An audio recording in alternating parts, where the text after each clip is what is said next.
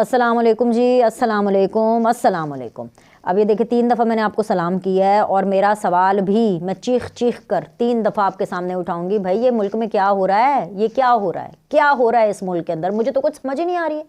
इमरान खान साहब को इतनी आज़ादी, अन्नी वाह आज़ादी मिली हुई है। अच्छा, मुझे आज़ादी से कोई प्रॉब्लम नहीं है, आपने देनी है इमरान खान साहब को आज़ादी दे दे, रियासत ने देनी है आज़ादी दे दे, अदालतों ने देनी है आज़ादी दे दे, जिस किसी ने भी देनी है आज़ादी दे दे, मुझे कोई प्रॉब्लम नहीं है।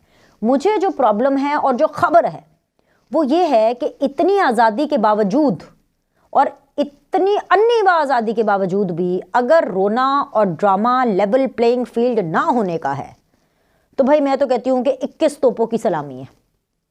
मतलब कुछ भी। अच्छा, अब आप आज तो ये कहेंगे कि बीनश आज तो आपको खुश होना चाहिए क्योंकि मैंने आपसे जो 2 दिन पहले व्लॉग में आपको बताया था कि सुप्रीम कोर्ट का क्या फ़ैसला आएगा ताहयात नहली के ऊपर, वही फ़ैसला आया। मैं खुश हूँ, इस पर तो मैं खुश हूँ कि फ़ैसला वही आया।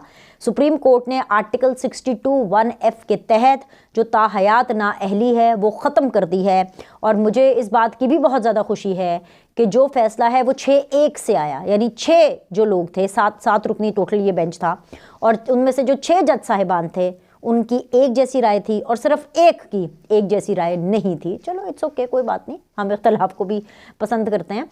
बट मामला ये है कि 6-1 से ये फैसला आया, जिसका ये मतलब है आम ज़बान में अगर मैं आपको समझाऊं तो नवाज शरीफ, जहांगीर खान तरीन और इन जैसे लोग जिनकी डिसक्वालिफिकेशन लाइफ टाइम थी, हमेशा के लिए इनको सज़ा दी गई थी कि अब ये सियासत के अंदर कभी भी इलेक्शन नहीं लड़ सकते। इनका कुछ एक्टिव सियासत के अंदर, पार्लियामेंट्री सियासत का किरदार नहीं है।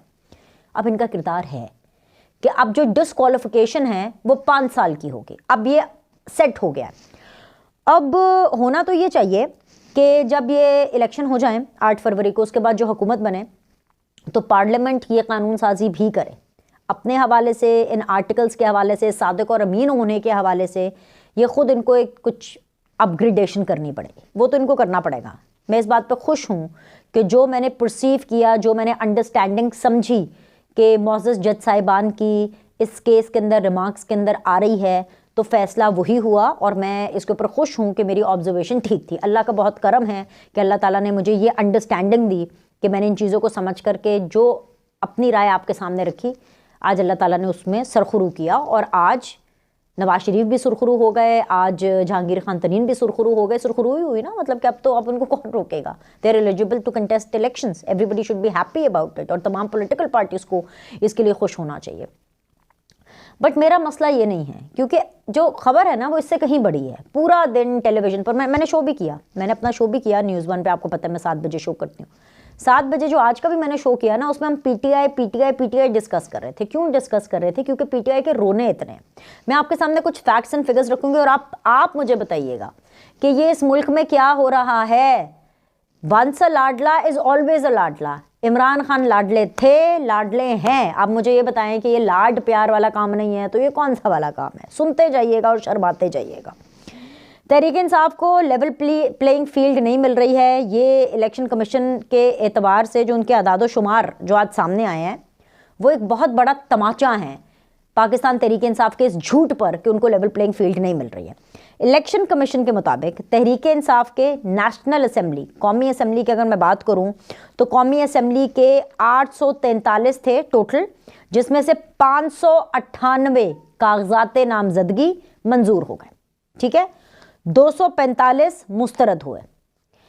सूबाई असेंबली की अगर मैं बात करूं तो पीटीआई के 1777 में से 1398 कागजात नामजदगी मंजूर और 379 मुस्तरद हुए। अगर अब आप इसकी परसेंटेज देखें, ये हमें इलेक्शन कमीशन बता रहा है भाई, ये उसके ऑफिशियल आदादो शुमार हैं। इलेक्शन कमीशन के एतबार से जो तनासुब है 76%, कितने? 70 भी नहीं, 50 भी नहीं, 50% भी नहीं, 60% भी नहीं, 70% भी नहीं, 76%, 76% से जायद पीटीआई के जो उम्मीदवार है वो कागजात नामजदगी उनके मंजूर हो गए हैं। जिनके रह गए हैं ना, जो रहता है बाकी फिगर वो है 24%। 24% के जो अभी रहते हैं उम्मीदवारों के कागजात नामजदगी मुस्तरद हुए हैं, उनमें से भी अक्सरियत जो है वो अभी अपने कागजात के लिए अपीलें कर रहे हैं, मतलब उनकी अपीलें मंजूर हुई हैं और ट्राइब्यूनल जो है इसका फैसला कर देगा। मामला ये है, इनमें वो लोग भी शामिल हैं जो कि 9 मई में मुलव्विस थे। मैं आपसे पूछती हूँ, कोई एक ऐसा आप मुझे उम्मीदवार बता दें, नामी ग्रामी, जिसके कागजात नामजदगी ट्राइब्यूनल ने मंजूर ना किए हों। सुनते जाना आपने तसल्ली से। इलेक्शन कमीशन के जवाब में जो पीटीआई के रहनुमा हैं और जो वकील भी हैं अभी, सरदार लतीफ़ खोसा साहब, उनके पास आज की, अगर मैं आपकी हियरिंग की बात करूं, क्योंकि आज ये लेवल प्लेइंग फील्ड वाले की हियरिंग भी थी जो कि शुएब शाहीन ने आगे लतीफ़ खोसा साहब को कर दिया था, तो आज भी लतीफ़ खोसा साहब के पास एक ठोस सबूत या जुमला नहीं था अदालत के सामने बोलने के लिए, चीफ जस्टिस के सामने बोलने के लिए इलेक्शन कमीशन की शिकायत लगाते हुए।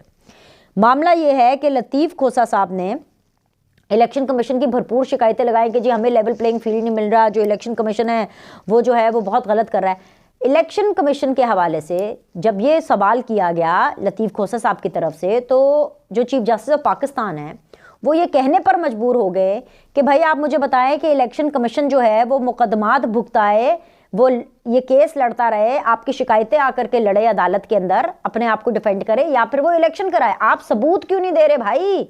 कोई सबूत तो दे, कुछ ठोस कोई चीज़ तो मेरे सामने रखे। बार बार चीफ जस्टिस साहब ये कहते रहे और लतीफ़ खोसा साहब इसके जवाब में ये समझते रहे कि ये अदालत नहीं है, ये कोई सियासी अखाड़ा है। लतीफ़ खोसा साहब का एटीट्यूड ये था कि ये अदालत नहीं है जहाँ पे उन्होंने जिरा करनी है। वो समझ रहे थे कि ये कोई एक प्रेस कॉन्फ्रेंस है और ये जज साहिबान ने ये कैमराज लगे हुए हैं जिनके सामने उन्होंने आना है, अपना रटा रटाया जो मौक़िफ़ है, अपना जो पॉइंट ऑफ व्यू है वो देना और चले जाना। भाई अदालतों के अंदर आपको सबूत देने पड़ते हैं, बहस करनी पड़ती है, साबित करना पड़ता है, आपको ओनस लेना पड़ता है अपने ऊपर कि भाई हाँ, अगर मैं इलेक्शन कमीशन या मेरी पार्टी अगर इलेक्शन कमीशन के ऊपर इल्जाम लगा रही है या अगर मेरी पार्टी को लेवल प्लेइंग फील्ड नहीं मिल रही है तो हमने वो in the court of law साबित करना है। लेकिन वो लतीफ़ खोसा साहब साबित नहीं कर पाए।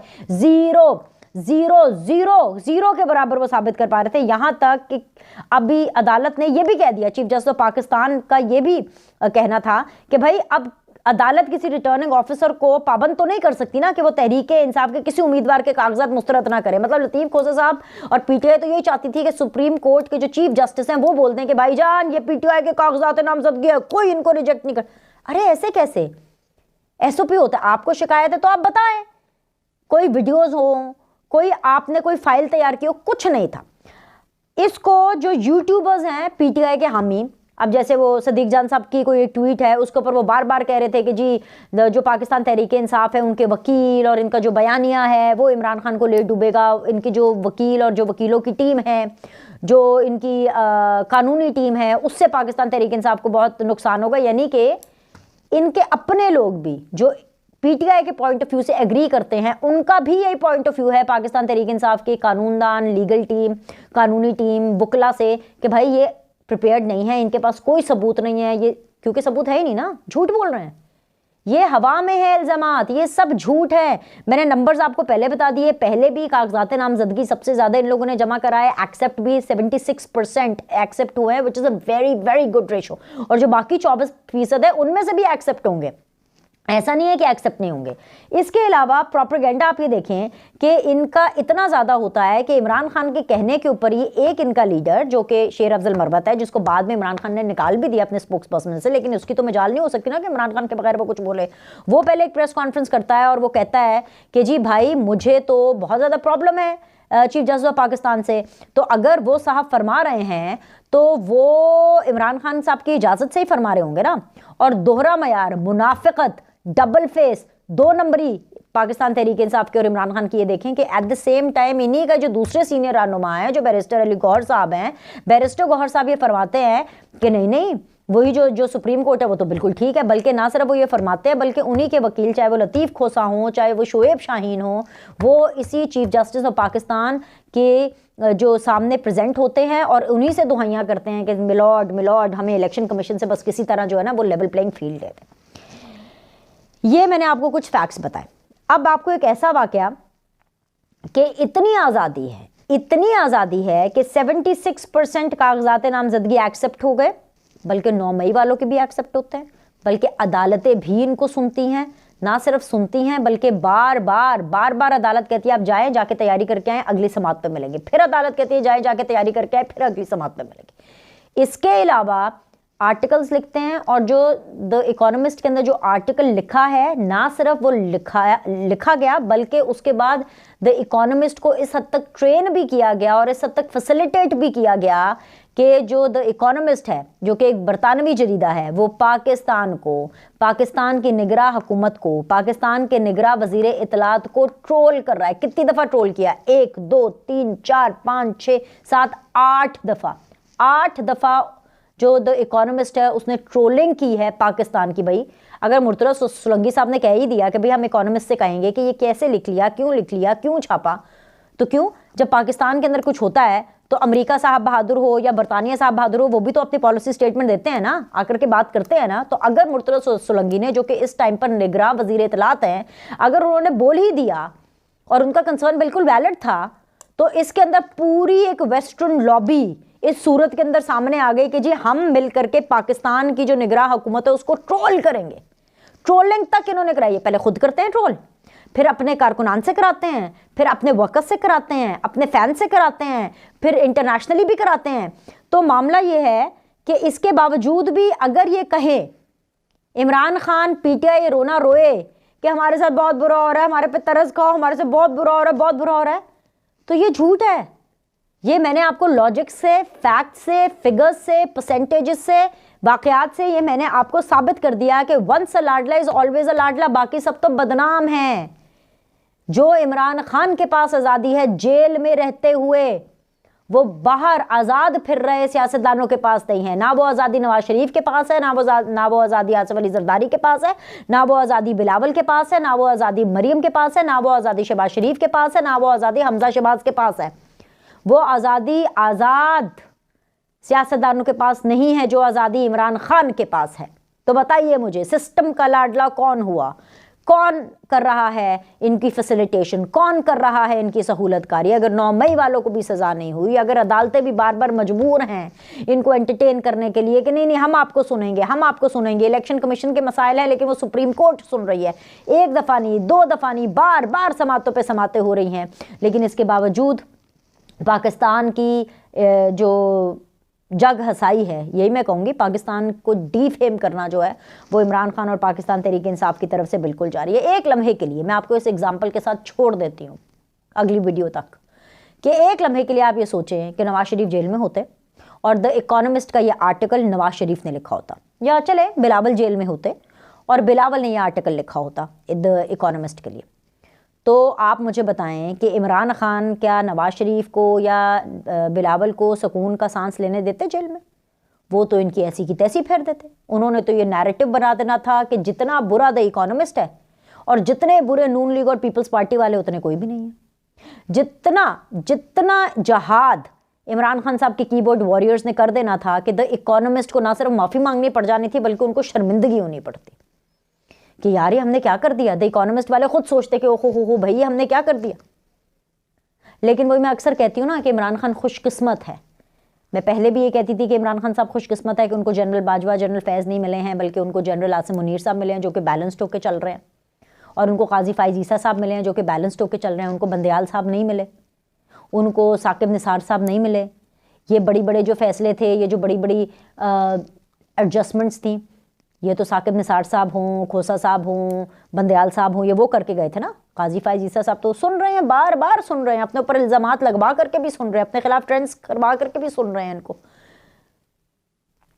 इसी तरह इमरान खान साहब खुशकिस्मत हैं कि उनके जो दुश्मन हैं या उनके जो अपोनेंट्स हैं वो बिलावल भुट्टो या नवाज शरीफ, नून लीग और पीपल्स पार्टी है जो उनके खिलाफ किसी किस्म की इतनी हाइप क्रिएट नहीं कर रही जितनी अगर इमरान खान होते तो करते। सोचिएगा इसके बारे में, समझ आ रही है कि क्या हो रहा है तो मुझे समझाएं इस मुल्क में क्या हो रहा है भाई।